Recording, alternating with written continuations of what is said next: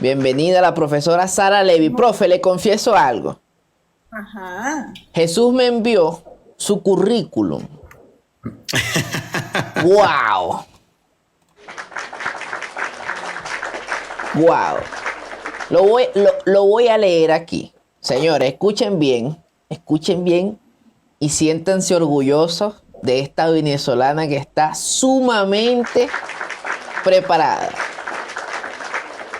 Economista, doctora en estudios de desarrollo, máster en economía internacional y especialista en ciencias administrativas, investigadora del Adam Smith Center for Economic Freedom de la Universidad de Florida, individuo de número de la Academia Nacional de Ciencias Económicas de Venezuela, docente titular de la Universidad Central de Venezuela, donde fue decana de la Facultad de Ciencias Económicas y Sociales. Desde 2015 es responsable del cálculo y análisis del Índice Internacional de Derechos de Propiedad y del Índice de Burocracia, miembro del equipo económico de María Corina Machado y Edmundo González Urrutia.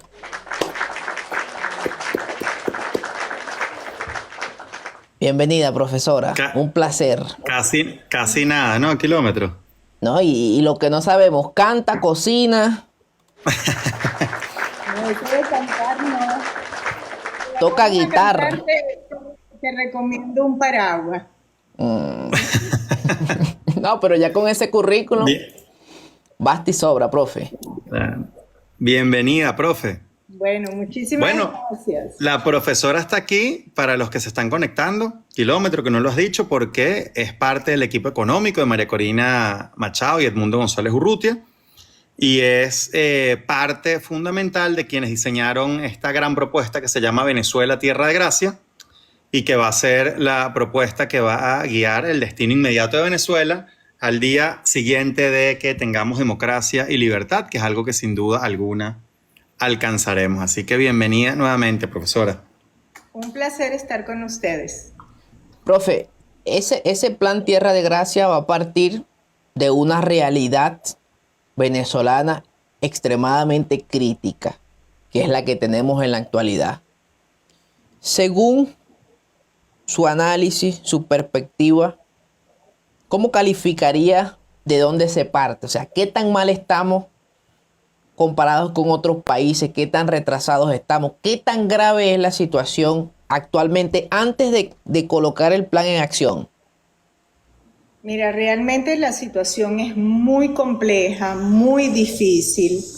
La destrucción institucional que hemos vivido, el deterioro económico, la falta de mantenimiento en infraestructura y por sobre todo la pauperización de las condiciones de vida del venezolano son elementos que nos preocupan profundamente. Pero así como te digo que estas condiciones son muy difíciles, también te digo que tenemos todas las condiciones, el compromiso y la voluntad que sabemos en la gente, tras el aprendizaje de las dificultades que han significado estos 25 años, de que vamos a poder superar y con creces crecer para relanzar al país a los niveles y a los estadios de desarrollo que nos merecemos todos. Es realmente un momento crucial en nuestra historia y estamos convencidos de lograr ese cambio real que todo ciudadano venezolano hoy en día clama profundamente. Y de eso se trata Venezuela, Tierra de Gracia. Profe, ¿a qué se debe ese desbalance tan grande que hay entre lo que cuesta la canasta básica, que cuesta el mercado, la vivienda, los servicios, etcétera, y lo que gana el venezolano, que hace que hoy en día sea tan difícil llegar a fin de mes? Es que en Venezuela durante todos estos años se han generado un conjunto de condiciones negativas para producir. Entonces, no hay suficientes puestos de trabajo, no se produce lo suficiente y lo poco que hay es con relación, como tú bien has dicho, al ingreso del venezolano, sumamente elevado. Entonces, esto es un problema de oferta, es un problema de producción, es un problema de calidad, de competencia. Y esa realidad ha estado estimulada por lo que nosotros llamamos una institucionalidad perversa y políticas económicas negativas. Con institucionalidad me refiero que no hay respeto a la propiedad. Por lo tanto, ¿quién va a invertir si no sabe si luego puede recuperar o mantener sus activos?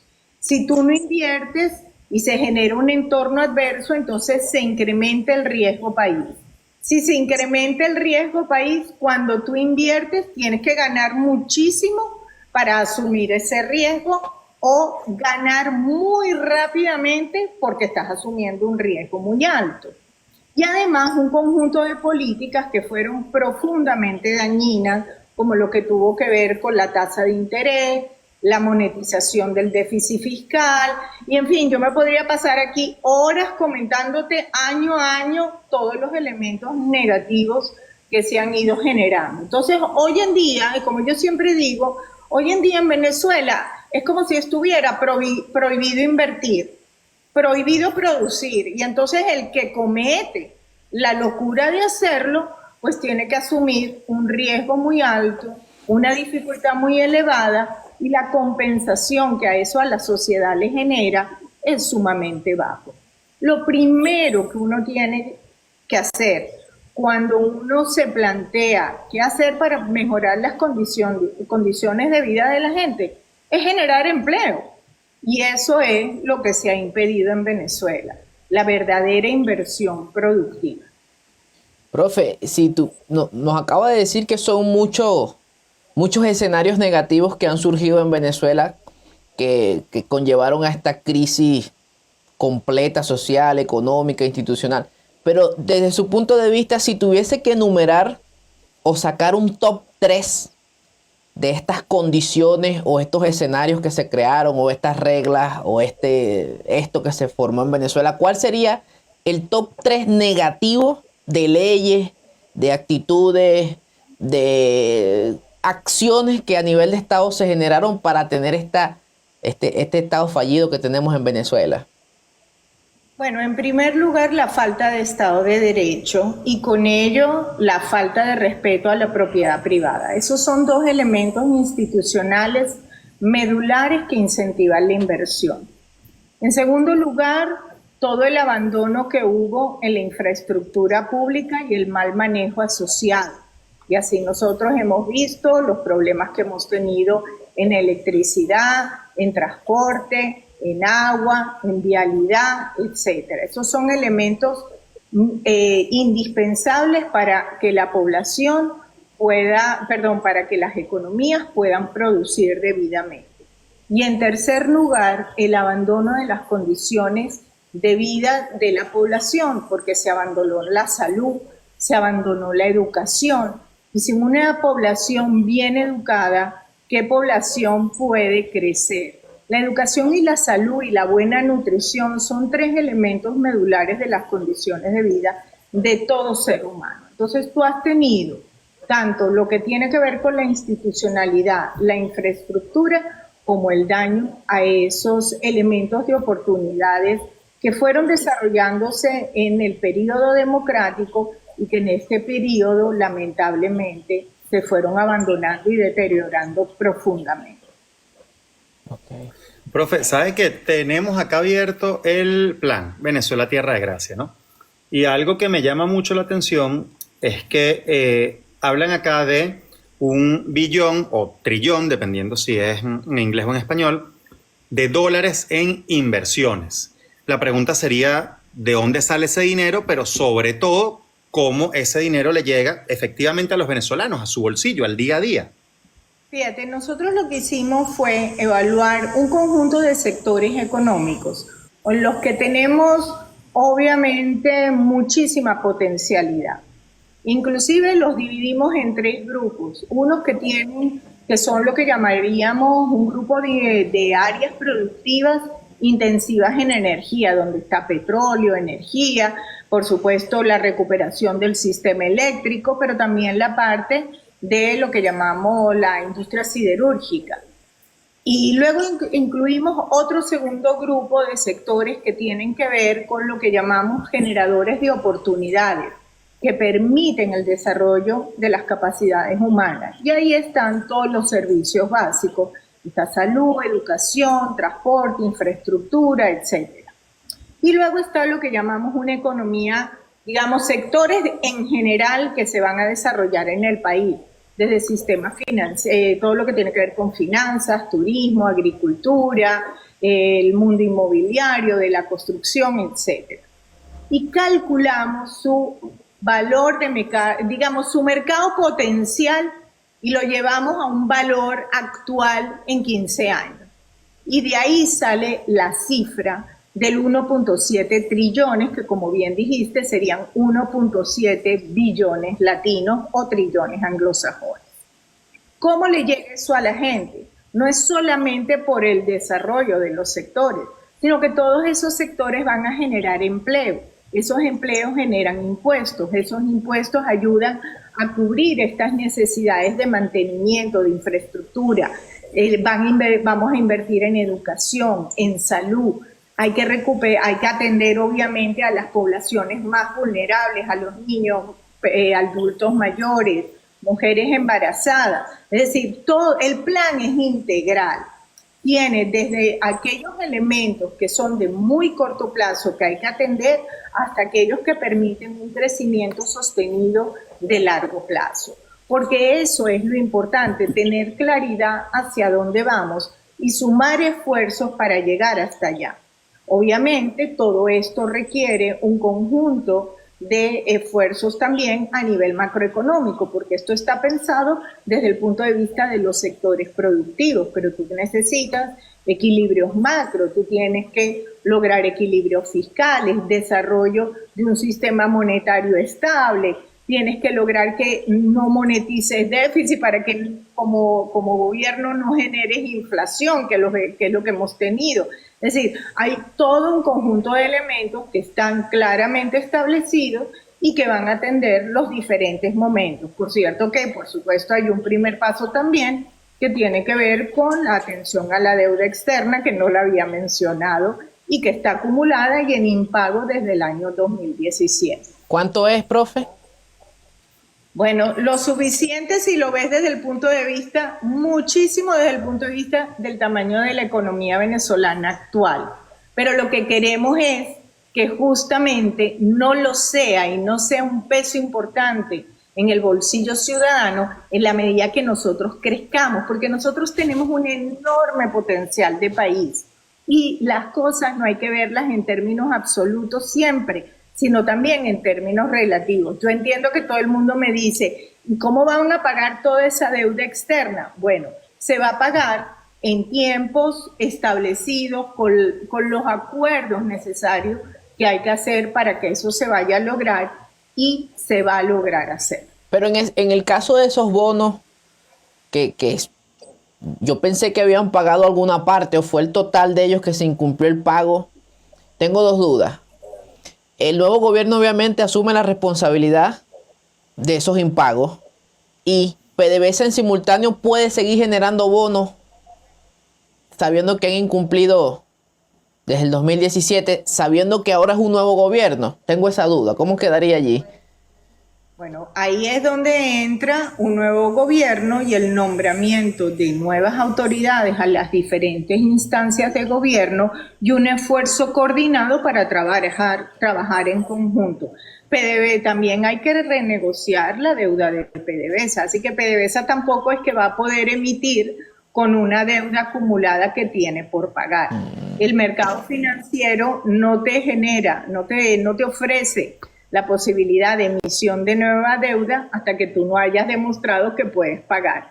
Ese no es un mercado de caridad, ese es un mercado que cobra y te da plata, pero cobra. Entonces, y es para inversión, por eso hay que ser muy prudente a la hora de emitir una deuda y saber invertirla para que ella pueda repagarse a sí misma. Profe, yo tengo un par de dudas también. Es difícil, profe. La primera tiene que ver con, digamos, en términos realistas, el lunes hay democracia en Venezuela el martes se pone en marcha este plan. ¿En cuánto tiempo los venezolanos podemos empezar a sentir el cambio? No ser lo que aspiramos y lo que queremos ser, sino empezar a sentir el cambio real a la hora de hacer mercado, por ejemplo. Y la segunda duda, que se la digo de una vez, se consiguen, Dios mediante, todas las inversiones que se tienen que dar para que Venezuela dé ese impulso hacia el futuro, que yo estoy convencido que se van a conseguir, porque este es un país maravilloso que además va a ser un país lleno de oportunidades para todos. ¿Qué garantías tenemos los venezolanos o cuáles son los límites que ese nuevo gobierno le va a poner para que esa plata no termine en burocracia, en corrupción, digamos, en malas manos, como ha pasado durante estos 26 años de chavismo y también como pasaba antes del chavismo? Mira, a tu primera pregunta yo te diría que yo siento que el cambio de sensación para la población va a ser prácticamente instantánea, porque el saber que tú tienes un gobierno que quiere apoyarte y no quiere perseguirte, ya en sí mismo es algo así como una liberación absoluta. El saber que si tú vas a querer emprender, no te van a perseguir, sino que te van a apoyar, eso ya es automáticamente una, pues digamos, una liberación enorme. Entonces, ese bienestar se va a sentir desde el primer momento. También tú vas a saber que tu familia, que en este momento puede que esté dispersa en el planeta, puede volver, puede venir a saludarte si es que no viene a quedarse, pero puede venir al país. Entonces, esas son condiciones emocionales importantísimas para tú impulsarte. No podemos pretender que en un chasquido de dedos lo que ha sido una destrucción tan profunda de 25 años se recupere instantáneamente. Cualquiera de ustedes que me escuchara decirles eso sabría que estaría yo mintiendo y sería un irrespeto de mi parte. Pero teniendo claridad de cómo avanzar, podemos desde el primer momento insistir en esos procesos de forma, digamos, consensuada e intensamente. Y lo que sí quiero dejar bien claro, que en este momento hay una población vulnerable que está viviendo en condiciones realmente lamentables en nuestro país. Y quiero dejar bien claro que así como hay un plan de inversiones para un crecimiento de todo el aparato productivo, hay claramente un plan de atención a esa población desde el primer día. Y eso lo digo porque muchas veces cuando hablamos de inversiones, la gente cree que uno se olvida de la gente más necesitada. No, todo lo contrario. Hay un programa claramente establecido para atención a la emergencia, pero también un plan claramente concreto de generación de empleo, porque la inversión lo que queremos que genere es empleo y que la gente no tenga que vivir de una dádiva, sino realmente de su esfuerzo. Eso en primer lugar. Dime, Kilómetro. Bueno, pero no, porque mi pregunta iba hacia eso, pero creo que va a responder la segunda parte de Jesús, ¿no?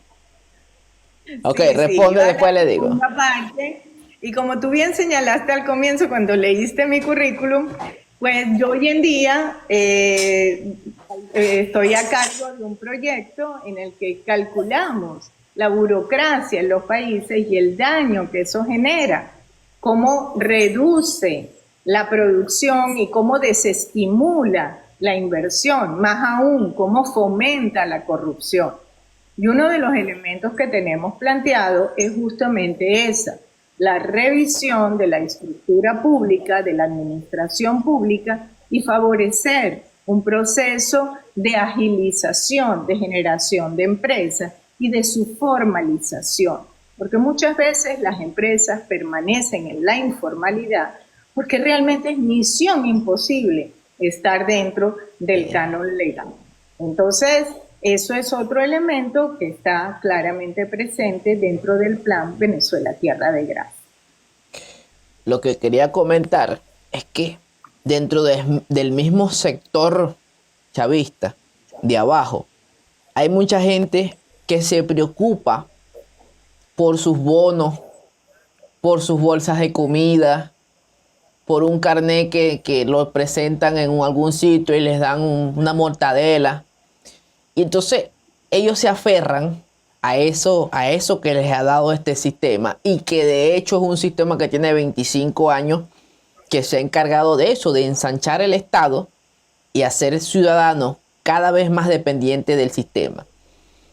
¿Qué usted le pudiese decir a ellos? Porque hay mucha gente que por lo menos demoniza lo que es la privatización, o sea, modelos liberales, libre mercado, privatización. Es como que están hablando del diablo, que vamos a perder los bonos, vamos a perder los beneficios, no van a atender a los viejitos ahora, no le van a dar sus $50 por el sistema Patria. Y es un tema que habla mucho la gente a nivel de calle en Venezuela, porque como le digo, profe, son 25 años de un sistema que ha intentado meterse en los tuétanos a la fuerza de la cultura del venezolano. ¿Qué le puede decir a esa persona? Bueno, en primer lugar yo te diría que si bien es cierto que uno escucha de vez en cuando esos temores, falsos temores, porque realmente las dádivas que se le da a la población son vergonzosas. Digamos, lo que estás defendiendo es simplemente permanecer en la pobreza. Eso sería el sistema que estarías defendiendo. Pero yo más bien he sentido un crecimiento y una concientización creciente de la población de que esa no es la vía. La vía no es un sistema de reparto, la vía es un sistema de producción. Y la gente quiere y sabe producir, porque déjenme decirle que si por el reparto hubiera sido, la población entera venezolana se hubiera muerto de mengua.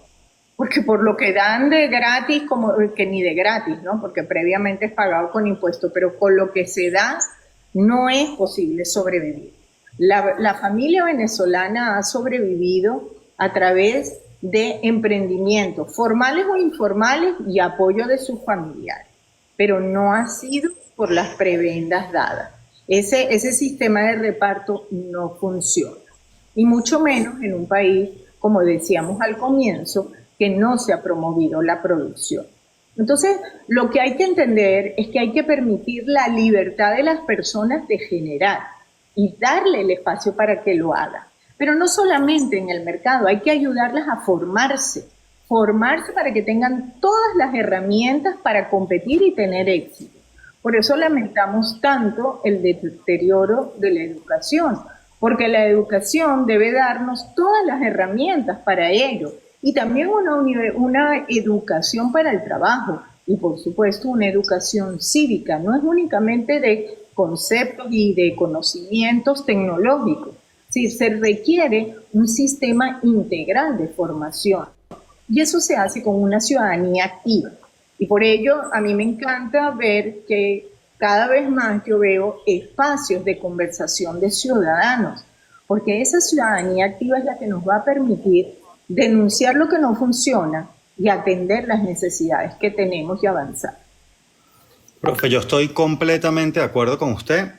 Yo soy de los que piensa que el venezolano no quiere una caja de comida, no quiere una bolsa, no quiere una dádiva, quiere trabajar y que su salario le alcance para comprar lo que quiera comer en el abasto que quiera comer y darle una vida digna y de calidad a su gente, sin estar esperando que el jefe calle, la señora del club, el otro, sin importar el color de camisa que tenga, porque si cambiamos un régimen por otro que va a ser lo mismo, no hicimos absolutamente nada. Yo creo que el venezolano quiere trabajar y que la plata alcance. Pero en función de eso, profe, entonces me surge otra gran pregunta que nos las preguntan muchísimo. Kilómetro tiene sus redes inundadas con este tema, las mías también están inundadas con este tema, que tiene que ver con el bolívar. El dólar hoy ya sobrepasó la tasa oficial, que como la mayoría de la gente sabe no es tasa real de mercado, pero la tasa oficial ya sobrepasó los 160 bolívares por dólar, y mucha gente quiere saber, bueno, en este plan de Venezuela Tierra de Gracia, ¿qué va a pasar con el bolívar dentro de la economía, entendiendo que es nuestra moneda? Bueno, pues mira, en una primera fase nosotros estamos convencidos de que vamos a mantener un sistema bimonetario. ¿Por qué? Porque entendemos que el bolívar ha sido envilecido profundamente y el ciudadano difícilmente va a querer que le paguen o sea, en las transacciones. La gente definitivamente prefiere una moneda dura a una moneda envilecida. Y hay que estimular a quien trabaje a que pueda tener una moneda de repago que le salvaguarde su esfuerzo, o sea, que le permita ahorrar en ella, que le reserve su valor. Nosotros lo que queremos es que el éxito económico del país sea el verdadero respaldo para el rescate de nuestro bolívar, no simplemente una falsa cotización impuesta por un banco central. No es la idea de que haya eternamente estos gaps, estas enormes brechas entre lo que se llama un precio oficial y un precio de mercado. Eso no puede ser, porque eso es simplemente fomentar el arbitraje y el beneficio financiero que algunos pueden hacer, pero quien realmente trabaja tiene que saber que en la moneda que le paguen guarde valor el esfuerzo que ha realizado durante ese mes, por decirlo de alguna manera. Entonces, sí, efectivamente, una de las primeras cosas que vamos a hacer es mantener el sistema bimonetario y, como yo digo, yo quiero ser yo quiero ver el rescate del bolívar, pero por el éxito, no por un disfraz de cotización. O sea, ¿se descarta una dolarización a largo plazo? No, yo creo que aquí lo importante es darle la libertad al ciudadano para que escoja la moneda en la cual va a realizar su transacción. Y en ese espacio, las monedas nacionales siempre tienen costos menores que las internacionales, pero si tú tienes una moneda envilecida, eres capaz de asumir ese costo. Entonces, la idea es o sea, yo creo que en todo el programa de Tierra de Gracia hay un eje conceptual y es poner al individuo en el centro y darle al individuo la libertad de decidir, la libertad de escoger su moneda, de ver en qué área trabaja, que no se la tengan que imponer, que no se la tengan que decidir. Ya bastante claudicación de libertad hemos tenido a lo largo de estos 25 años. Profe, hay un tema también que la gente comenta mucho y es el tema salarial. Tengo entendido que este plan Tierra de Gracia es un proyecto que a los primeros 100 días ya tienen una estructura completamente armada, incluso las primeras 48 horas, escuché por ahí, las primeras 72 horas ya tenemos ya estructurado. ¿Cuál es el salario que se percibe o que se plantea por lo menos en el primer año de la aplicación de este sistema? No cabe duda que el salario que hoy en día existe es, bueno, mejor es no decirlo, porque en realidad es tan bajo que no llega a un número, como digo yo, si no fuera por los bonos que se le ha impuesto. Hablemos del ingreso, porque el salario es una vergüenza señalarlo. Ahora, las condiciones del sector público son muy diferentes a las del sector privado y es por eso que tú hablas de ese salario mínimo, de ese ingreso mínimo en el sector público actualmente es mucho más bajo que el ingreso que percibe quien trabaja en el sector privado, que realmente ha logrado mejorar o mantener cierta remuneración gracias o mejor dicho, porque de lo contrario no podrían producir. Entonces, hay un diferencial importante hoy en día entre lo que paga el sector público y lo que paga el sector privado. Lo importante en los salarios es que puedan crecer con productividad, no por decreto. Inicialmente habrá que mejorar esos niveles salariales porque realmente no dan para nada, pero hay que tener también la prudencia de hacerlo de forma tal de no generar simple y llanamente en el sector público un aumento de deuda porque no hay ingresos y en el sector privado una contracción de generación de nuevos empleos. Porque si hay algo importante que debemos generar son muchos empleos para muchas personas que lo necesitan. Profe, me surge otra duda con respecto a las grandes inversiones que van a llegar a Venezuela. No tengo ninguna duda de eso, pero en paralelo, este es un país que ha sido muy golpeado por el chavismo estos 26 años, y hay realidades a las cuales quizás esas grandes inversiones no le lleguen el primer día, y me gustaría saber si hay un plan para acompañar estos sectores más vulnerables que quizás no van a poder entrar en esta nueva dinámica económica desde el inicio. Personas de la tercera edad que no pudieron cotizar en la seguridad social, mujeres en situación de vulnerabilidad, pensionados, es decir, la inmensa cantidad de venezolanos que desde el día 1 no van a poder acceder a todas estas oportunidades de trabajo que yo estoy seguro que Venezuela va a brindar para todos. ¿Hay algún equilibrio entre la libertad individual, propiedad privada, avanzar hacia un modelo económico mucho más abierto y, por otro lado, defender al más vulnerable? Obviamente que sí. Y una de las primeras cosas dentro de lo que llamamos el plan de emergencia está la consideración a los pensionados y al sistema de pensiones, que hay que revisarlo profundamente, así como todos esos sistemas de pensiones particulares que habían en determinadas organizaciones cuyos fondos fueron expoliados también. Así que eso también es un elemento que va a ser considerado. No te podría decir en este momento cómo se va a reorganizar todo, porque tú sabes perfectamente que una de las primeras víctimas de estos sistemas es la verdad, y con la verdad las estadísticas. Y muchas cosas van a tener que levantarse con mayor detalle en el momento que lleguemos y estemos ya después de la transición, en un periodo democratizado. Entonces habrá que revisar bien cómo atender a estas poblaciones. También hay una idea de actualizar profesionalmente a las personas para que puedan insertarse en nuevos empleos, porque han sido 20 años también de retraso en muchas áreas, y se requiere una actualización profesional para poder entrar desde otra perspectiva en nuevos empleos. Entonces, hay diferentes estrategias que han sido pensadas, pero hay elementos de carácter cuantitativo de cuántos son, cómo hacerlo exactamente, que en este momento yo no te podría ofrecer. Okay.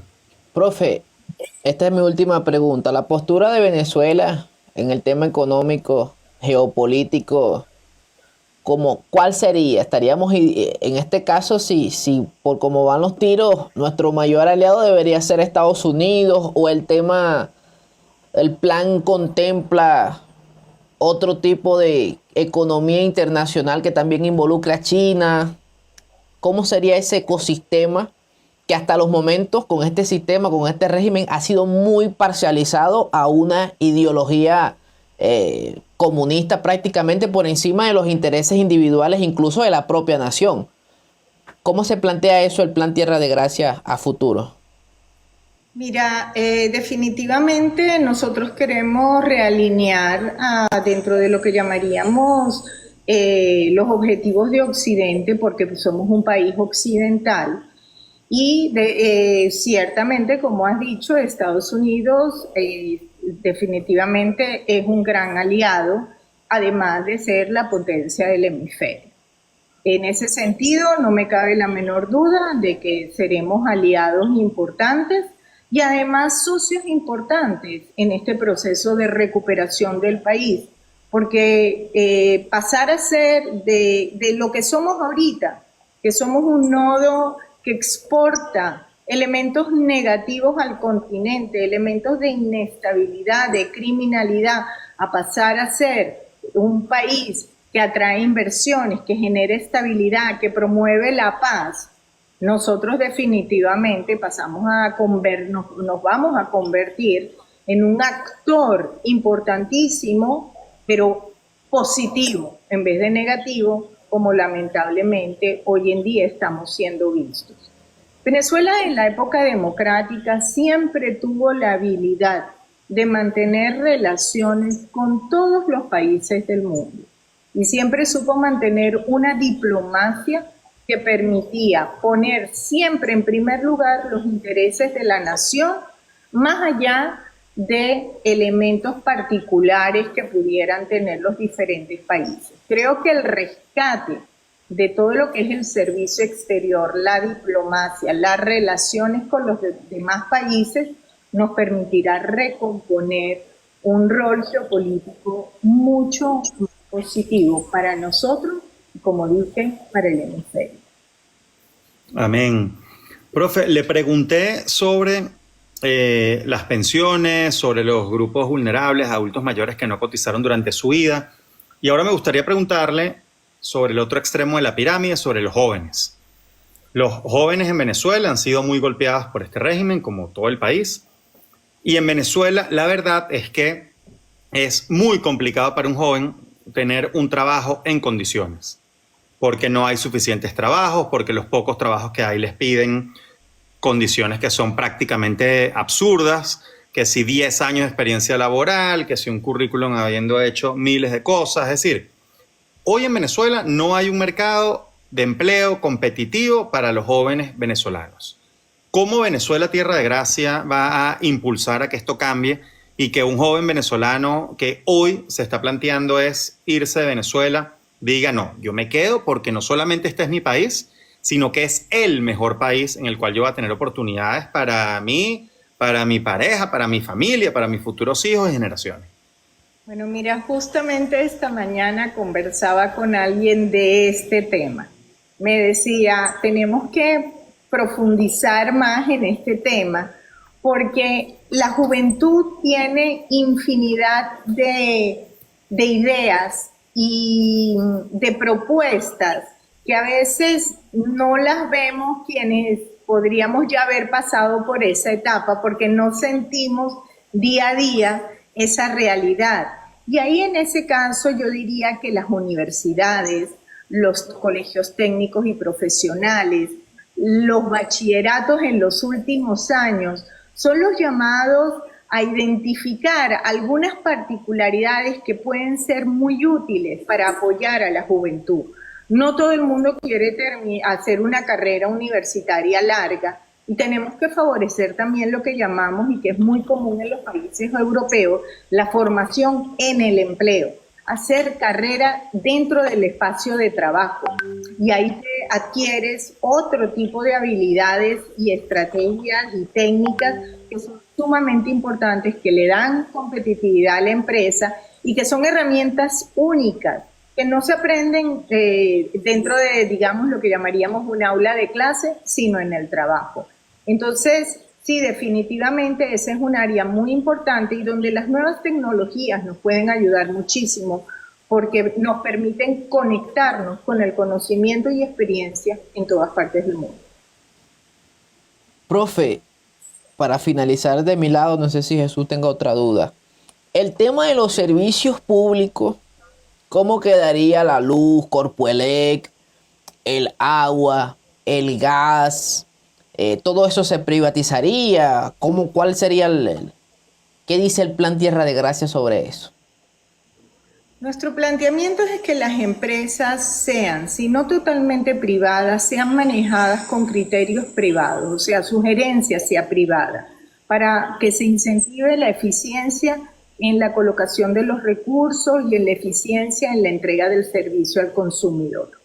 Ahora, en una primera etapa en particular, todo lo que es agua, electricidad, vialidad, transporte, ahí inclusive en el proceso de negociación tanto de la deuda como los organismos multilaterales, tenemos previsto la solicitud de fondos para una inversión importante, porque sabemos que inicialmente esos fondos no lo va a poner el sector privado, hay muy poco estímulo para ello, pero hay que atender a la población. Entonces, independientemente de quién al final, si se privatiza la empresa o no, lo importante desde el primer momento es recuperar el servicio para que la gente lo pueda disfrutar, porque es indispensable hablar de agua, hablar de electricidad, hablar de veces de gas, hablar de telecomunicaciones. Hoy en día no debería estar ni en discusión que eso debe estar disponible para un ciudadano si ese país quiere desarrollarse.